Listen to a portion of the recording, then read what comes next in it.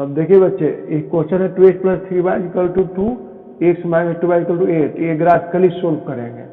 तो अब देखिए इसका सोल्यूशन होगा कि नहीं, ये आपको पहचानने का तरीका देखिए, a1/a2 निकाल लीजिए, कितना रहेगा 2/1 यानी 2 आ गया। b1/b2 निकाल लीजिए तो 3/-2 यानी -3/2 आ गया। देखिए बराबर नहीं आया, ये दोनों इक्वल नहीं है, इसका मतलब सोल्यूशन होगा।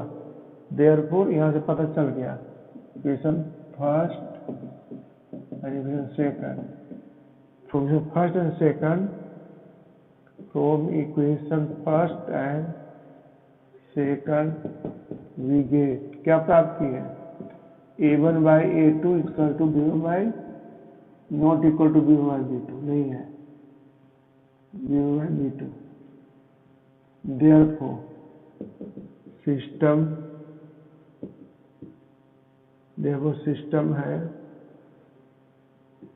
सिस्टम है यूनिक सॉल्यूशन। यूनिक सॉल्यूशन होगा, इसका ग्राफ क्रॉस लाइन आएगा, देखिएगा पहले ही बता दे रहे हैं, ग्राफ लाइन क्रॉस लाइन खींचेंगे तो आएगा। देखिए ये आप पता चल गया, इस सॉल्यूशन से केस से फर्स्ट केस में आ गया, तो इसको सॉल्यूशन करेंगे। अब ग्राफ से कैसे बनता है, तो अब यहाँ पर लेंगे फ्रॉम इक्वेशन 1 है, इक्वेशन 2 है, लिखेंगे फ्रॉम इक्वेशन 1 से 2x + 3y, इसको टेबल बनाना पड़ता है, टेबल बनाना सीख जाइएगा, मैथ बन जाएगा। देखिए टेबल बना रहे हैं, ध्यान दीजिए, ध्यान से देखिएगा कैसे टेबल बनता है, टेबल सही बनाइएगा, आपको सोल्यूशन आसानी से आ जाएगा। देखिए बच्चे, इसमें x को राइट में ले जाया जाता है, y को सब्जेक्ट बनाया जाता है, y सब्जेक्ट बना करके x को राइट में ले जाएंगे और सोल्व करेंगे। जैसे कि देखिए इम्प्लाई 3y = 2 हो गया, ये प्लस है तो -2x हो जाएगा, ये पहले से 2 था, ये प्लस 2x का हो जाएगा माइनस आ गया। अभी देखिए 3y के साथ है, तो देयरफॉर y का वैल्यू क्या हो जाएगा 2 - 2x/3। देखिए y को सोल्व कर लिए, y आ गया। अब इसे टेबल बना लेंगे, तो टेबल में कम से कम 3 वैल्यू x का, 3 वैल्यू y का आएगा, तो x का वैल्यू रखते जाएंगे, y का वैल्यू ऑटोमेटिक निकल जाएगा। तो देखिए बच्चे, ट्रिक सिखा रहे हैं यहाँ पर, एक ट्रिक्स बहुत इंपॉर्टेंट है, सभी जगह नहीं सिखाया जाता है। देखिए इसके डिनोमिनेटर 3 है, तो फर्स्ट वैल्यू को हम लोग देख लेंगे कि 3 से कटने वाला कोई सॉल्यूशन इसमें सेट करेंगे। पहला वैल्यू के लिए रूल है कि कोई भी दिमाग से सोच करके ऐसा रखिए कि जो 3 से वैल्यू कट जाए, तो इसमें कौन सा वैल्यू डालें जो 3 से कट जाए। तो आपको दिखाई दे रहा है, देखिए अगर हम 0 लेते हैं तो 2 × 2 0 हो जाएगा, 2 से कटेगा तो 3 से नहीं कटेगा, नहीं कटेगा, तो हम 0 नहीं ले सकते हैं। 1 लेंगे तो कट जाएगा, तो जैसे कि देखिए 1, एक का वैल्यू 1 डाल दिए हैं। अब इसको सोल्व कर लीजिए, तो y बराबर क्या हो जाएगा 2 - 2 × 1/3। अभी 2 - 2 बराबर हो जाएगा 3, तो 0/3 यानी 0 आ गया। जब x का वैल्यू 1 लिए तो y बराबर 0 आ गया। तो इस तरह से सोल्व कर लेते हैं। अब देखिए पहला वैल्यू जो हम रखें, x का वैल्यू सोच करके रखें, जो y कट के 0 आ गया, या कोई दूसरा नंबर आ जाता कट करके तो आ गया। अब रूल है, देखिए यहाँ पर रूल सीखिए, रूल बहुत इंपॉर्टेंट है, अगर रूल नहीं जानेगा तो सोचते रह जाइएगा कि कौन सा वैल्यू लें। अब डिनोमिनेटर 3 है, तो फर्स्ट वैल्यू में अब 3 को जोड़ दीजिए, तो फर्स्ट वैल्यू इसका क्या लिए थे 1, और डिनोमिनेटर कितना 3 है, तो 1 में 3 ऐड करेंगे तो कितना हो जाएगा 4। फर्स्ट में 3 ऐड किया तो 4 आ गया। अब देखिए x का वैल्यू 4 लेते हैं तो y ऑटोमेटिक कटने वाला आ जाएगा। जैसे देखिए 4 2 कितना हो गया 8, तो y इक्वल आ गया 2 × 2 × 4/3, तो सोल्व कर देंगे 2 × 8 कितना हो जाएगा 3, कट के -6/3, कट के 2 आ गया -2, यानी -2, यहाँ पर y का -2 आ गया। तो देखिए जो डिनोमिनेटर का अप्लाई किए कि फर्स्ट वैल्यू सोच के रख लिए, फर्स्ट वैल्यू में डिनोमिनेटर एक बार ऐड किए तो 4 आ गया, 1 में 3 ऐड किए तो 4x का लिए तो कटने वाला रिजल्ट आ गया। ऐसा ही अंदाज से कोई एक का वैल्यू लेंगे तो नहीं कटेगा, इसलिए टाइम लग जाएगा, इसलिए फॉलो कीजिए इसको। अब थर्ड वैल्यू के लिए ध्यान दीजिए, थर्ड वैल्यू के लिए हम डिनोमिनेटर में इसमें अब 3 जोड़ भी सकते हैं क्योंकि डिनोमिनेटर 3 है, या 1 में 3 घटा भी सकते हैं, तो ऐड और घटा करके निकाला था। अब देखिए फर्स्ट 1 है, 1 में 3 घटाएंगे क्या हो जाएगा -2 आ जाएगा। अब -2 रखेंगे तो भी कट जाएगा, कैसे देखिए y = 2 × -2 × -2/3, तो हो जाएगा 2 माइनस प्लस 4/3 कट के 6/3 आ गया, 2 आ गया, तो माइनस रखेंगे तो 2 आ गया। अब देखिए यहाँ पर x का वैल्यू पहले 1 लिए तो 0 आया, फिर 1 में 3 जोड़ दिए तो 4x का वैल्यू लिए तो कटने वाला आपको -2 आ गया।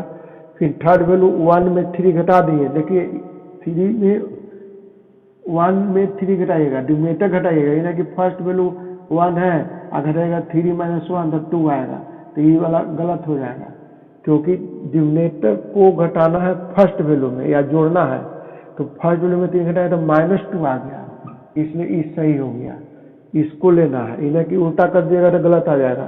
तो फर्स्ट वैल्यू में डिनोमिनेटर एक बार जोड़ेंगे, एक बार घटाएंगे, तो ऐसे हमको रिजल्ट आते जाएगा। जिसमें डिनोमिनेटर नहीं चाहता उसके लिए रूल बता रहे हैं, सारे जो जिसमें डिनोमिनेटर नहीं हो तो कोई भी वैल्यू सही हो जाएगा, इसलिए ध्यान दीजिए, बहुत इंपॉर्टेंट चीज़ है। ये नहीं जानने के बाद टाइम बर्बाद होता है ग्राफ बनाने में या आपको टेबल बनाने में टाइम लग जाएगा, इसलिए ध्यान दीजिए बच्चे कि फर्स्ट वैल्यू को हमको किसी तरह से थिंक करके निकालना है कटने वाला, सेकंड वैल्यू में डिनोमिनेटर जो भी है फर्स्ट वैल्यू में जोड़ देंगे तो सेकंड वैल्यू इसका रखेंगे तो y कट जाएगा, नीचे से कटने वाला आएगा, और थर्ड वैल्यू के लिए डिनोमिनेटर फर्स्ट में ये डिनोमिनेटर को घटा देंगे तो -2 आया, तो नीचे से ही कटने वाला आएगा, इसलिए 3 वैल्यू काफी हो गया फर्स्ट इक्वेशन का। तो फर्स्ट इक्वेशन का 3 वैल्यू निकाल दिए। अब इसी तरह से दूसरा इक्वेशन को लेकर चलेंगे। अब फ्रॉम इक्वेशन 2 से चलते हैं। 2 में आपका है दिया हुआ x - 2y = 8 है, तो -2y हो जाएगा 8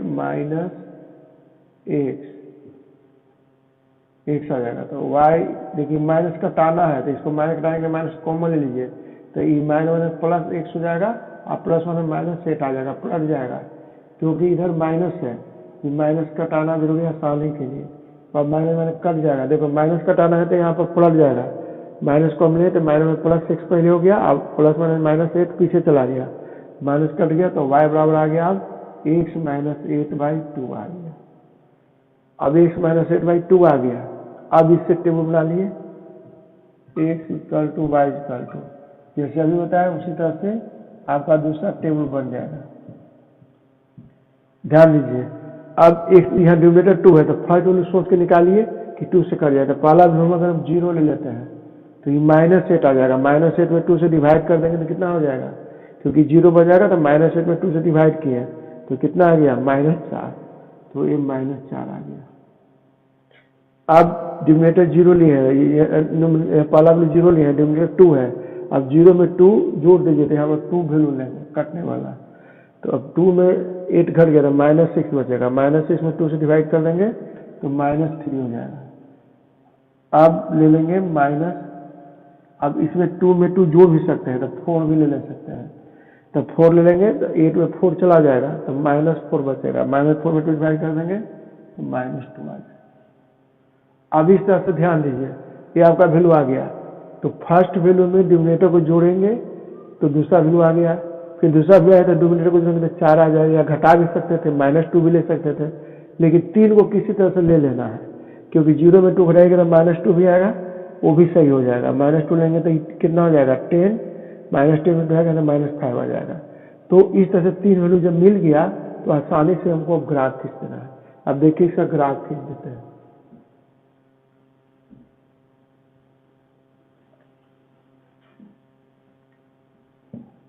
ये ग्राफ आप बहुत जूनियर सेक्शन से पढ़ रहे हैं, 7-8 से ही पढ़ रहे हैं।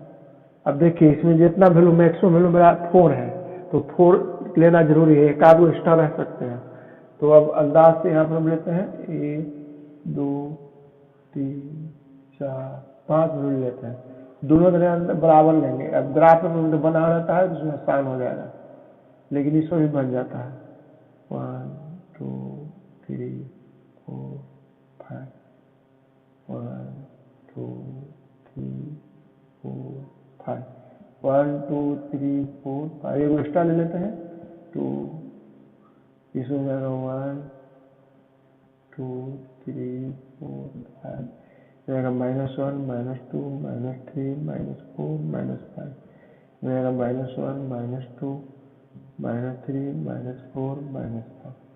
देखिए आपको ये ओरिजिन होता है, तो पहले आप ग्राफ में नियम पढ़ चुके होंगे, फिर से नहीं जानते थे, बता दे रहे, रिवाइज करा दे रहे हैं। ये जो होता है हॉरिजॉन्टल लाइन, इसको कहते हैं एक्स एक्सिस। यहाँ पर होता है एक्स, इधर होता है एक्स डैश, तो एक्स एक्सिस हो गया एक्स एक्सिस। उसी तरह से होता है वाई वाई डैश, ये वाई एक्सिस कहलाता है। तो एक्स एक्सिस का वाई डैश हो गया। एक्स का दूसरा नाम एब्सिसा बताया है, वाई का दूसरा नाम ऑर्डिनेट होता है। ये सब पहले पढ़ चुके हैं 9th क्लास में। तो यहाँ पर खाली हम बोल दे के याद करा दे रहे हैं। एक्स एक्सिस हॉरिजॉन्टल लाइन को एक्स एक्सिस कहा जाता है, वर्टिकल लाइन को वाई एक्सिस कहा जाता है। एक्स एक्सिस का दूसरा नाम है एब्सिसा, वाई एक्सिस का दूसरा नाम है ऑर्डिनेट। और जब वहाँ दोनों कटता है उसको ओरिजिन कहते हैं। ये ओरिजिन हो गया, वहाँ से काउंट होता है। अब जो ग्राफ आया टेबुलर उसको पुट कर दीजिए। देखिए एक्स और 1 और 0 है, तो एक्स का वैल्यू 1 और वाई और 0 है, यानी यहीं पर वैल्यू रह जाएगा। दूसरा वैल्यू है 4 और -2, 4 और -2 नीचे आ गया।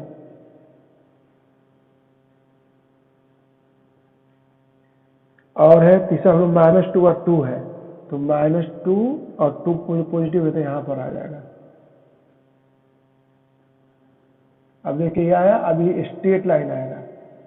आप जो ग्राफ बनाइएगा स्ट्रेट लाइन आएगा यहाँ पर।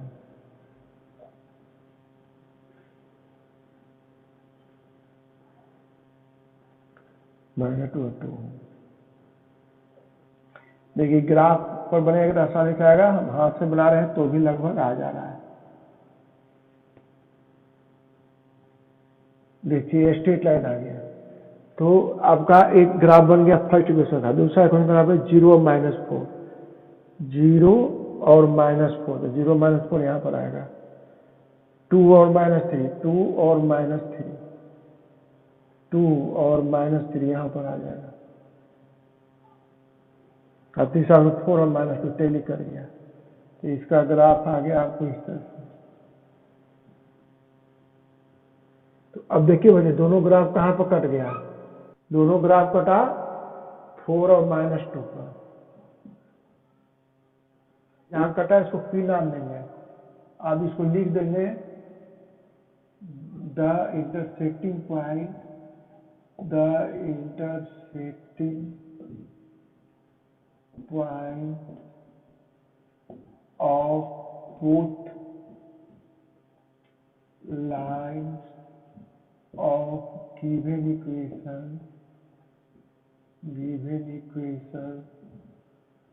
is P, जिसका कोऑर्डिनेट है 4 और -2। Therefore x equal to 4 और y equal to -2। आंसर आ गया। अब देखिए बच्चे इस तरह से ग्राफिकल मेथड से आपको बता दिए सोल्यूशन। तो कोई भी क्वेश्चन रहेगा तो ग्राफिकल मेथड से इस तरह से बन जाएगा। सबसे पहले क्वेश्चन रहेगा उसको हम लोग A1 A2, अगर नहीं समझ में आता है तो A1 A2 को सबको लिख लीजिए बढ़िया डिटेल्स, और एक एक कर करके टेबल बनाइए। इसमें टेबल बनाने का तरीका है, एक्स को हमेशा राइट में ले जाते हैं, वाई को लेफ्ट में रखते हैं, वाई को सोल्यूशन सब्जेक्ट बना लेते हैं। यानी इसमें एक्स जो होता है डोमेन है, वाई रेंज कहलाता है। इसलिए एक्स को हमेशा राइट में जाते हैं और y को सब्जेक्ट बना लेते हैं। y का सोल्यूशन निकाल लेना है दोनों इक्वेशन से। सोल्यूशन निकालने के बाद ग्राफ बना लेना है वैल्यू पुट करके, जैसे अभी बताए हैं। डिनोमिनेटर जितना रहेगा फर्स्ट वैल्यू निकालने के बाद डिनोमिनेटर को जोड़ेंगे और घटाएंगे तो आगे का वैल्यू एक्स का निकलते जाएगा, y ऑटोमेटिक आ जाएगा। इस तरह से ग्राफ बना लिए दोनों टेबल से। आपका पहले टेबल बना लिए, टेबल बनाने के बाद ग्राफ खींच दिए, ग्राफ जहाँ पर कटा यही इसका सोल्यूशन होगा। अब इस तरह से एक्स वाई का वैल्यू निकल गया ग्राफिकली मेथड। अब इस मेथड को सिखा दिए। इस तरह से क्वेश्चन में से और क्वेश्चन कहीं भी होगा, आपको बुक में होगा या कहीं से भी होगा, इस टाइप के क्वेश्चन को बनाइएगा। नेक्स्ट बताएंगे एलिमिनेशन मेथड बता देंगे, है ना। सभी मेथड को एक करके बता देंगे, एग्जाम्पल देके समझा भी देंगे। तो इस तरह से आज का क्लास से जो है हिंट करते हैं। अब नेक्स्ट क्लास में एलिमिनेशन मेथड बताएंगे और फिर आगे प्रोसेस जो मेथड है सब बताते जाएंगे। तो नॉलेज के व्यू से पढ़िए और एग्जामिनेशन पॉइंट ऑफ व्यू से पढ़िए, दोनों जरूरी है। तो नॉलेज तो सबसे पहले बेसिक कंसेप्ट है, बेसिक कंसेप्ट जब तक याद नहीं रहेगा आपको आगे नहीं बढ़ेगी। और एग्जामिनेशन पॉइंट ऑफ व्यू से है, इसमें बहुत ज़्यादा जो टफ बहुत ज़्यादा कोई क्वेश्चन आता है, जो बहुत सारे बुक में एक्स्ट्रा जो दे रहा था उस सबको जरूरत नहीं है। NCERT आपका, और दूसरी बात कि बहुत जो तो अगर स्लाइड कर सकते थे आर्य अग्रवाल, ये दोनों सिलेबस का ही बुक रहता है ज़्यादा, इसलिए दोनों को फॉलो कीजिए। ये दोनों अगर बुक फॉलो कीजिएगा तो निश्चित है कि आपको मैथ में अच्छे नंबर आएंगे, अच्छे नंबर से पास कर जाइएगा, कमांड हो जाएगा, तो कोई दिक्कत नहीं आएगी और आगे आपको कोई सोल्यूशन को सोल्व करने में कोई दिक्कत नहीं आएगी। एनसीईआरटी में का क्वेश्चन तो एकदम कमांड ही कर लेना है, क्योंकि एनसीईआरटी पर ज़्यादा ध्यान देना है, लेकिन एनसीईआरटी में क्वेश्चन कम रहते हैं, इसलिए प्रैक्टिस बच्चों को नहीं हो पाता है। इसलिए आरएस के बारे में प्रोवाइड करते हैं, जिससे कि नॉलेज और प्रैक्टिस दोनों हो जाए, जिससे कि बच्चों को एग्जाम में अच्छे से अच्छे मार्क्स ला सकें। तो इस तरह से आज का क्लास इतना ही है। अगला क्लास में एलिमिनेशन मेथड बताएंगे।